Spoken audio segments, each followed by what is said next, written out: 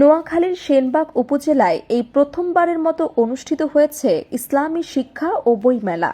রবিবার 14 ডিসেম্বর সকাল 10টা থেকে বিকেল 3টা পর্যন্ত সেনবাগ সরকারি কলেজ রোডে অবস্থিত আল জাহিদ ইসলামিয়া আলিম মাদ্রাসার উদ্যোগে দিনব্যাপী এ মেলার আয়োজন করা হয়।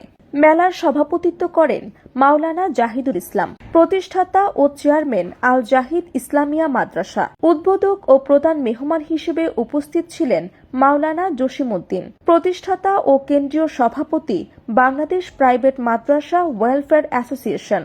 প্রধান অতিথি হিসেবে উপস্থিত ছিলেন মাওলানা ইয়াসিন করিম, সুপার নবীপুর ফয়জিয়া দাখিল মাদ্রাসা। অনুষ্ঠানে আরও উপস্থিত ছিলেন স্থানীয় আলেম ওলামা, বিশিষ্ট সমাজসেবক ও গণ্যমান্য ব্যক্তিবর্গ।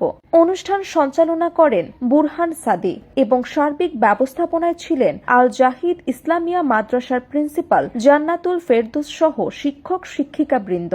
মেলার শুরুতেই আল জাহিদ ইসলামিয়া আলিম মাদ্রাসার বালিকা শাখার আনুষ্ঠানিক উদ্বোধন করা হয়। এরপর ইসলামী শিক্ষা ও বইমেলার কার্যক্রম শুরু হয়। মেলায় তাফসির, হাদিস, ফিকা, সিরাত সহ বিভিন্ন ইসলামী গ্রন্থ প্রদর্শন ও বিক্রি করা হয়। শিশু কিশোরদের জন্য ইসলামিক শিক্ষামূলক আয়োজন এবং আলেমদের আলোচনা মেলাকে আরো প্রাণবন্ত করে তোলে। বিভিন্ন স্টলে দর্শনার্থীদের স্বতঃস্ফূর্ত উপস্থিতিতে পুরো মেলা প্রাঙ্গণ ছিল উৎসবমুখর।